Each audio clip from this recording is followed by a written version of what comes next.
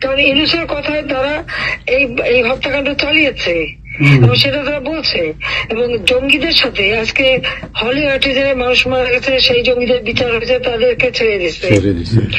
21শে August 2004 সালে যে আমাদের উপরে গ্রেনেড হামলা হলো, গ্রেনেড হামলা সাজাপ্রাপ্ত আসামি এখন উপদেষ্টা।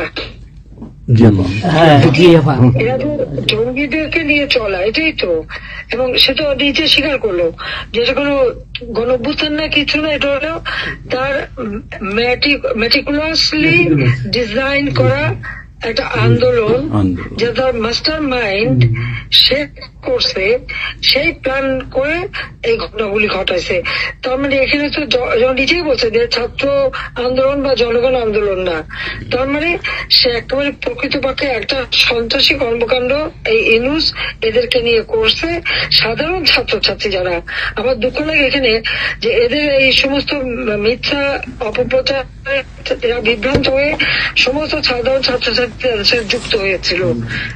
আজকে আমি সাধারণ ছাত্রছাত্রীদেরকেই বলবো, তোমাদেরও চাই তোমরা তাদের খবর দাও যে এখন তো তাদের কাছে স্পষ্ট যে এরা কিনার গ্রুপ।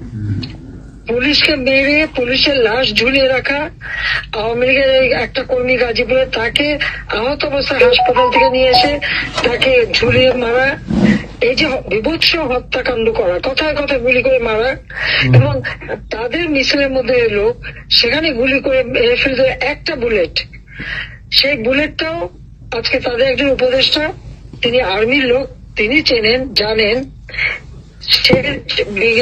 সে যখন দেখলো যেটা 7.62 বুলেট, যে বুলেটটা আমাদের পুলিশও ব্যবহার করে না, আর্মিও ব্যবহার করে না, কেউ ব্যবহার করে, সেই বুলেট কোথেকে আসলো, সেই রাইফেলটা কোথায়, এটা তদন্ত করে বের করতে হবে। উনি যেই তদন্তের কথা বললেন সেই তাকে সরিয়ে দেওয়া হলো।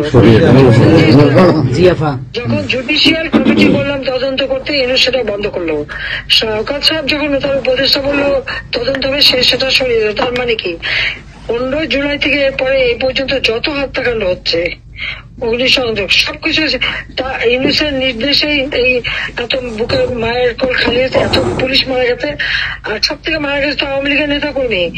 এ পর্যন্ত আমরা 289 জনের নাম ঠিকানা পেয়েছি, বাকি অনেকে পুড়িয়ে ফেলেছে, লাশ গুম করছে, আবার অনেকে কথা বলারও সাহস পাচ্ছে না, যেতে পারছে না।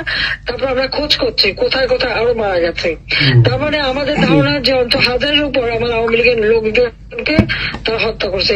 সিরাজগঞ্জে আমাদের এমপি ছিল হেনরি, তার বাড়িতে আগুন দেওয়াতে সেখানে প্রায় 4-5 জন লোক মারা গেছে। আমাদের গাজী তার ইন্ডাস্ট্রিতে আগুন দিছে, সেখানে প্রায় 170 জন লোক মারা গেছে। আমাদের যশোরে শাহিন চাকলাদের হোটেলে আগুন দিয়ে সেখানে প্রায় 50-60 জন লোক মারা গেছে। তাহলে এভাবে কত লোক তারা হত্যা করছে।